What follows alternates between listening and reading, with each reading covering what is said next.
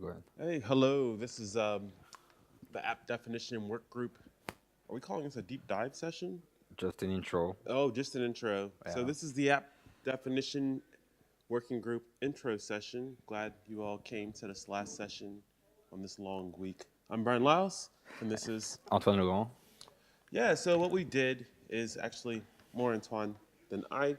We prepared some slides just to show you what we're working on and how we're actually trying to contribute back to the SIG apps community.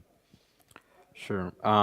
So yeah, the working group started like 6 months ago, around three missions. One is to improve the declarative primitive in Kubernetes. Other one is like to understand the ecosystem. So beside M, like why there is so many tools, what the community is trying to solve. And the last mission is how we can make this tool work better together. So what's missing to interpolate them together. There's, from what we understand, there's 60, 70 Yep. plus tools doing something in the app ecosystem, and we're just trying to figure out what are we all doing. So quickly to align on the wording, on CGAPs, we define like some user profile. So the application developer, like who writes the code for your application. The application distributor, so for example in M would be like who writes the chart, who writes the manifest. And the application operator is like who deploys them. So sometimes, many times, people have to say different hats, but make easier to agree on them.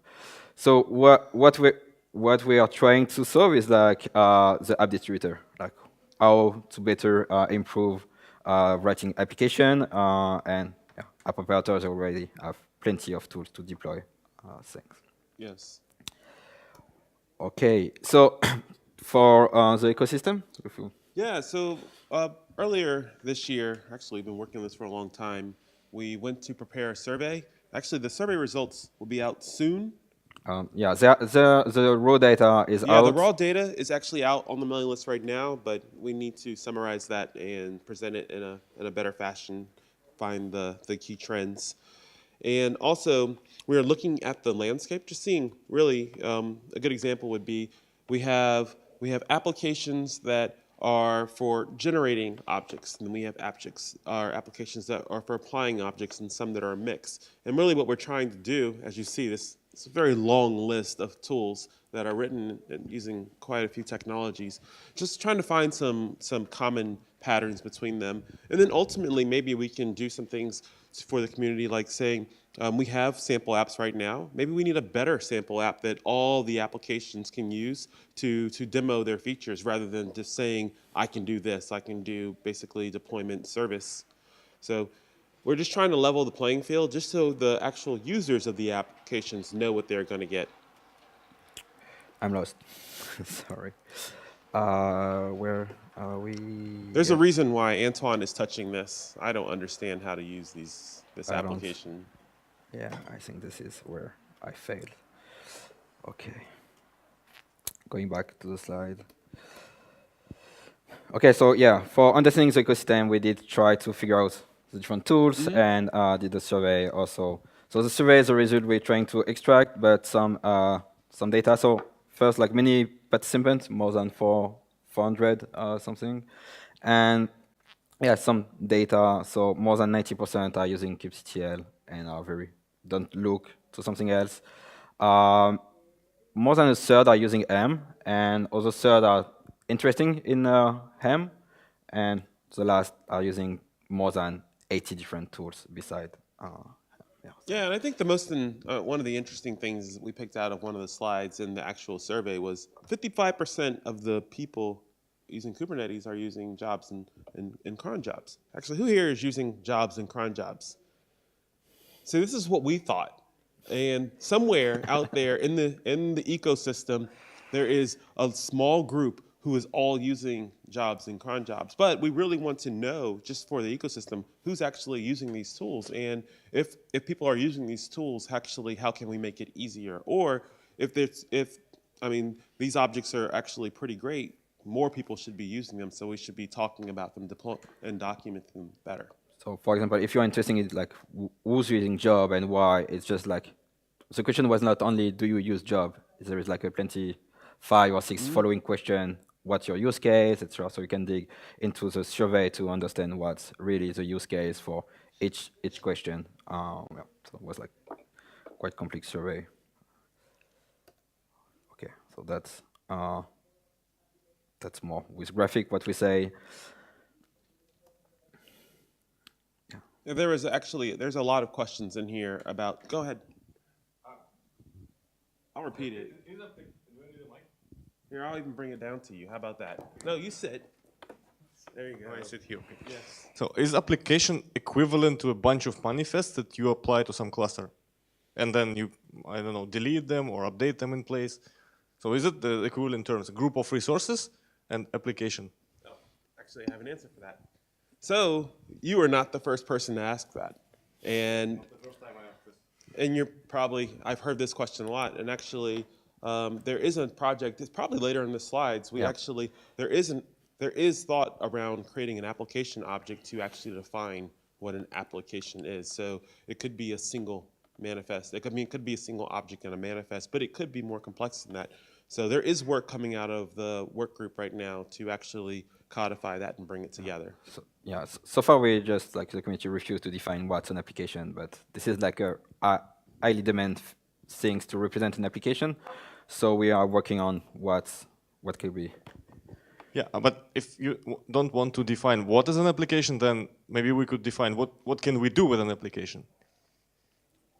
It's true, but so if we go back like to the simple definition, what's an application is a bundle of resources. So the work, there is a slide for this, but the work is like how we can find this application, these resources in your cluster, to regroup them in one application. So the theory, the problem is that an application is a very nebulous term. It doesn't mean, it means if I were to ask everybody in here what an application was, I might get a different answer. So a good example would be a WordPress site. I have a WordPress application. What is a WordPress application? It's the WordPress PHP app, but it doesn't work without MySQL. So and that's actually deployed as a stateful set in the cluster. And then maybe we have an Nginx ingress in front of it, so we can actually get to it. That is our application. But other people might say, well, just the PHP WordPress app is our application. And what we want, and what we don't want to do is say, nope, nope, nope, we're going to give you it. We want teams to have the flexibility to pick and choose what their application is, and once they've identified their application, to be able to operate on their application as a whole. What do they get out of this? So when you give them this flexibility, what flexibility do they actually need? So what will they do with this application thing? So one of the first things that comes out of it is that there is no concept. So with labels and annotations, what we're trying to do is, well, there's a couple things here. So with labels and annotations, if we had a single way for defining an application, we could actually operate on all the components of an application at the same time. But there's also, since we have an application object that is coming, that will probably come as an extension, or maybe probably I think it's coming as a CRD. First, yeah. Yes, what we'll be able to do is do cluster operations based on that application. So maybe we could actually, so if you're trying to monitor your application as a whole and determine if the whole thing is up, you don't have to identify all the individual pieces. You could actually, as a tool writer, say, I monitor Kubernetes applications. And if you have this application CRD defined, then I can just talk to that. And I don't have to worry about all the rest of the components. And you don't have to worry about applying labels in a certain way, because it's a standard. And now we can just take care of it.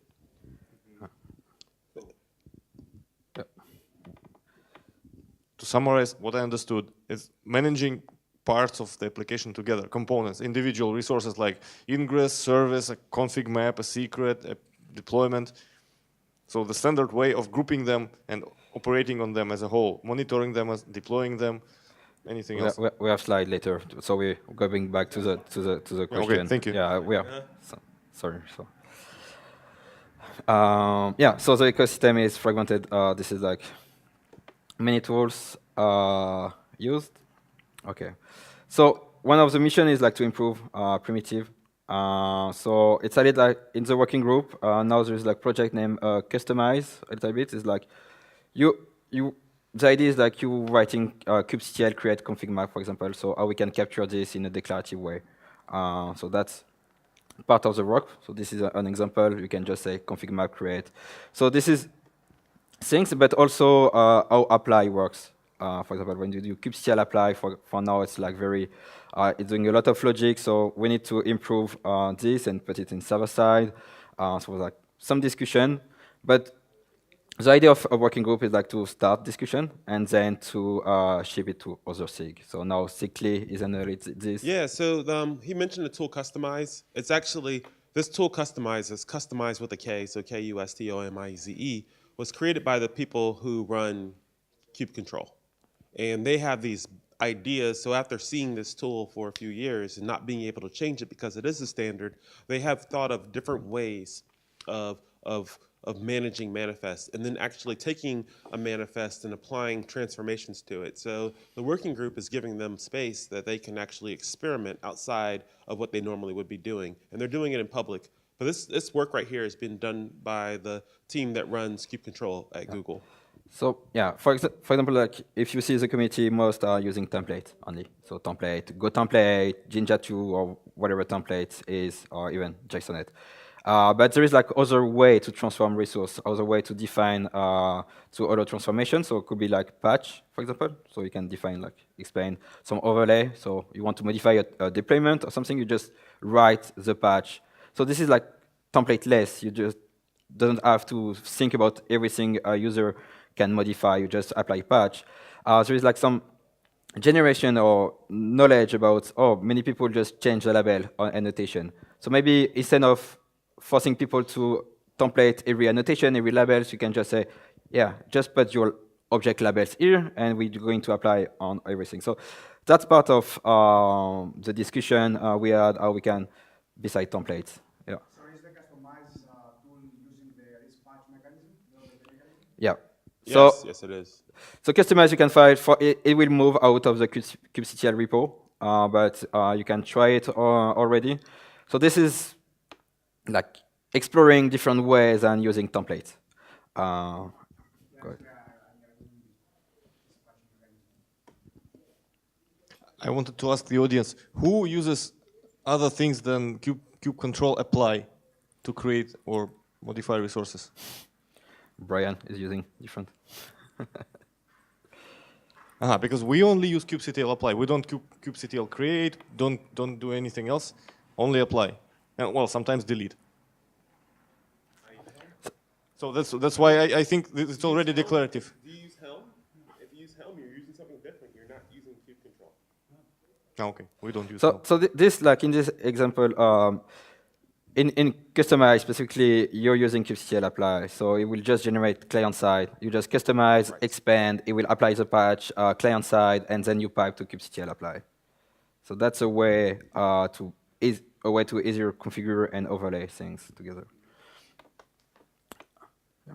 So going through, yeah, this is like a full previous customized thing, so you can declare which resource you want to deploy.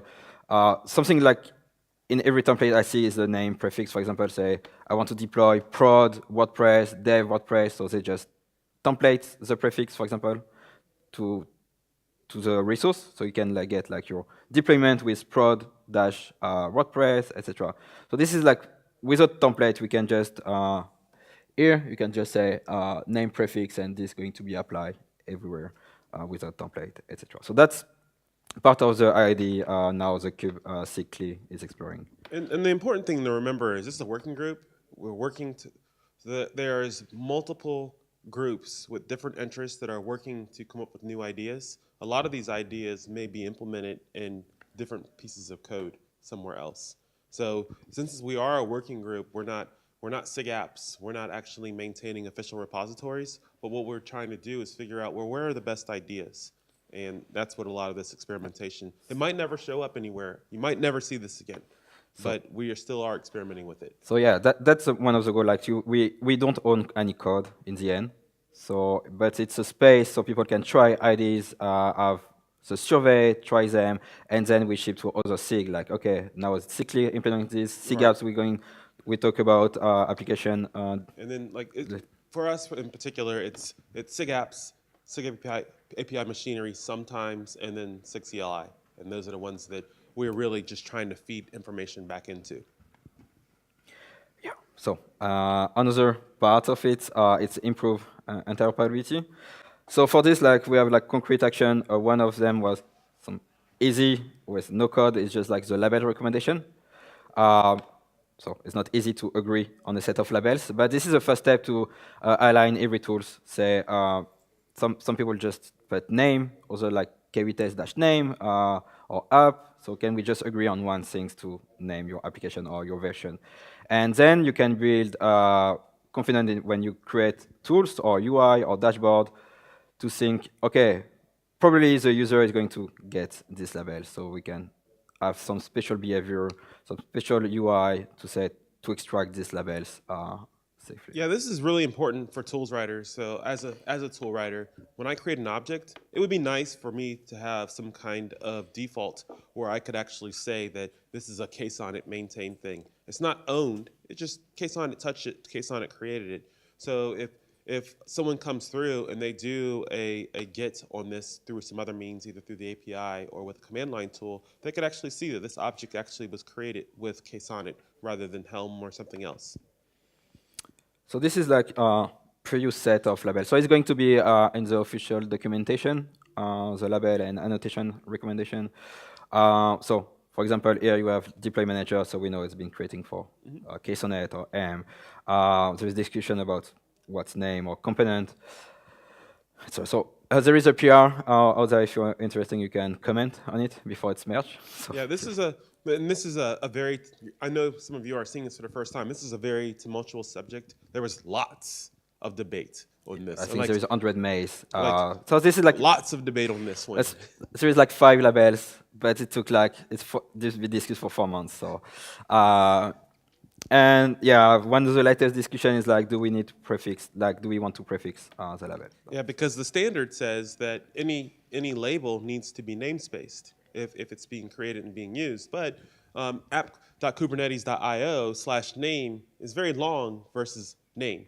And there's great arguments on both sides, but now we're working through this to see what we can do to make this actually be a standard. But I think everyone in here can agree that even if you don't understand what every single one means, it would be nice to be able to query those if you're looking for something. And that's what the group is trying to give to the community. And yeah, and so to give some incentive for all the whole community to add those labels is going to be implemented very quickly in Kubernetes dashboard and kubectl also to have some special feature like show me my component or get some special UI in Kubernetes dashboard. That's it. So this is like was one work in the community. Just lost again. We'll keep doing it. Yeah. Okay. One other thing was great also in Helm is the chart.yml, how to describe an application, for example, or a package.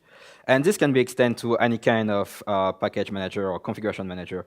Even no package manager. Let's say you have just a deployment.yml, a service.yml, a config map.yml in a directory. You don't know what they are doing. Just put a descriptor.yml, equivalent of chart.yml in this directory, and the user will go to this directory, just open this file and understand, okay, this is, again, the example, WordPress, this version, etc. It doesn't have to read the deployment, everything.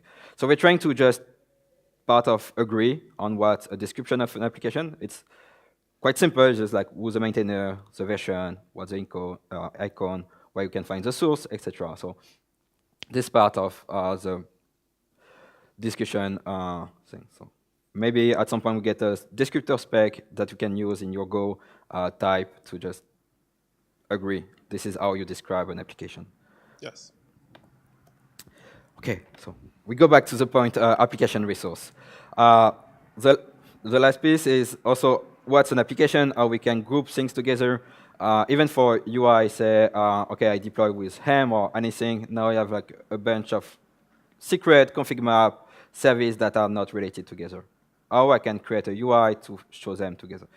Currently, every app doing their own things, just their own CRD. Even in CoreOS, we have our own CRD. In OpenShift, they have their own, and every UI have their own, basically. So can we agree on a way to just find this resource? And the proposal is quite simple. It's based on selector. So just create how I find which label I want to find. So this also relates to the label recommendation. So now it's can maybe create some default about that. Which component is which kind of resource you want to find, what are the dependency, and this is what define your application. So this is completely like opt-in. You can your application will work if you don't create this, but now you can have like some representation about all Yeah, your resources. we can actually create GUIs or better command line tools that says, let me find this application. And this is an interesting example because we have this WordPress application that has a service and a stateful set, but notice it depends on another application in MySQL. So now we can build these hierarchies and we can actually determine if I take this MySQL out of the app or out of service, I can ask the cluster, what am I going to break? Because now we have that object graph, and we currently, I mean, you can build that, and probably people have built that. I think I built something similar to that just the other day, but I don't need that if we actually have this application CRD that allows us to query. And yeah, and besides to just surface information, it's allows some so there's like application controller to garbage collect. So now you can just delete this resource because it know all the graph. You can delete your config mark, your secret altogether. A little bit like tighter if you're using it. So this is one thing. Also, it's like to show up application level ills. So for example, to WordPress to work, you need the API to be up and MySQL to be up. So how do you know that the both are up? Now you can have ilse prob in the application resource. So it's not yet implemented, but that's the end goal, to have some special behavior in it. And this is going to be also integrated in kubectl and Kubernetes dashboard very quickly. Yes. So it's set as a CRD, and it's probably going to migrate to the core, like to the workload API, or ship with Kubernetes together. Yeah. Yes, and actually, as Kubernetes, there's a lot of SIGs, and there's quite a few working groups. But as Kubernetes gets more complex, you see there's 43 people, 100 people at this conference. There's a lot of interest, and this is the purpose of these work groups: is that someone needs to sit down and at least take a first stab at what if we all work together on this one specific thing, and this is what we've come together to create. Yeah. So we continue to discuss about this in app definition, but also we ship it again too, because we all agree in the working group, this is where we want to go. Now it's more SIGApps that following it. So typically, if you have ideas about new things or you want to try how to improve, like for example, if you have ideas about what's an application, we can just come to the working group, explain it, we try, and then we can ship it to the related SIG. And yeah, I think this is more or less what we cover. Mm-hmm. So, any questions or anything that anyone? When thinking of dependencies, do you consider also the open source program APIs? When thinking of dependencies, are you considering also the open service broker API, so that the dependency is coming via a service binding? So just keep it in mind, I think. So that MySQL must not run in your cluster, but can be just coming via a service binding. So with OSB and service catalog, I'm actually, this is interesting. So I think here is like to represent dependency in terms of resources. So if you think about garbage collection, if what you will need to go through, and also even if you don't garbage collection, like where you see your application on UI, where do you click to see what's rated? So in OSB, you just get like bind to something external. So it's not like really dependency you need to garbage collect. So it's not like you won't put it at the dependency here. Maybe, yeah. That's maybe things to think You about. should go to the issues and raise that. Yeah, that's a good point. Like if you want to unbind when you delete this application and do trigger things, yeah, that's a correct thing to do. And then just a sidebar, OSB and service, and whenever you do the service catalog, this is a very particular thing. If you're a provider, this is very, very important to you. But if you're not a provider, OSB and service catalog are a little fuzzy in what they actually do. So But as a representative of a service provider, you should definitely be saying, hey, what if we wanted to do this as well? Because this is not how this started. Actually, this was proposed as an extension to Kubernetes right out of the box. And there was lots of commotion. It was exciting couple of days on the mailing list. Yeah. So yeah, it should have started as in core, but say start as a CRD, get adoption, and go back. So if you like this, just say it. So maybe we can ship it. This looks similar to CloudFormation stacks on AWS. Is it conceptually you see the same, or am I missing something? No, this is a little bit different because with a CF stack on AWS, you are using it to bring up software. This is more of a description of what you've deployed. So, I mean, there's some parallels, but you would actually need something to deploy your app. You would actually have to create these resources. So in the case of that WordPress service, you would have to actually have some code, whether it be just manifest on disk or some tool to actually create that. Then you can create the application to manage to tie them all together. Yeah, but by itself, it does nothing. So it doesn't create the application, it represents it. Not, yeah, with some behavior. So there is a controller that can now link owner reference to garbage collect and check the health of your application. But it will not. You deploy it the same way you have a deployment as service. Now you have a deployment service and an application if you want to link things together. So you still have to deploy the two first, service and deployment yourself, or with KSONet or Ham or yeah, anything. but So. actually, as this becomes a CRD and then potentially one day moves into core, this is the incentive, and this is why that kube control, we see the shortcomings in kube control. If you're using a tool that can actually do this, it could just automatically do this along with this deploy. It already knows what your components are, so it could actually write it for you. Ultimately, we would hope that people aren't writing these if they don't want to, but we still want people to have the ability to do that. Yeah, so you would do kubectl get application to represent.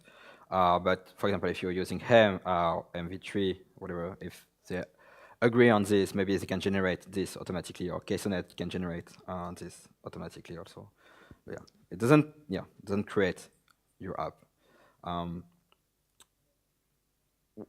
Just to speak about this, like in CoreREST, Tectonic, we have something similar that actually creates application. But this is two different ways to things, and I personally prefer just to be loosely coupled to your resource, so you can choose to not use this. That is another question. Okay. Last chance. So yeah, the working group is every Wednesday. Every other Wednesday. Every other Wednesday. So I guess it would be next Wednesday. Yeah, next Wednesday. Yeah, maybe. I think so. But we have a mailing list. So if you go to the community page, you can actually see all the SIGs and all the work groups. And we have a link somewhere. I just search for app definition and yeah. So you can just go there and you can see our meeting times. And we meet on, I know it's noon East Coast United States time. I don't know what time it is in the EU, but it should be, depend of where you are. Yeah, where you are. It's 9 a.m. Pacific time. So just find this. That is basically. So join, even if just use case you want to explain, like it's painful in our company to do this and this. It's bring ideas to solve this issue, or how you solve it internally. Even if it's not open source, we solve this way, so we can just find maybe interesting ideas. That's the place. Yep. And I believe that's all we have, right? Yep. Okay. Well, thank you all. Unless you have any questions, but either way, thank you all. Thanks.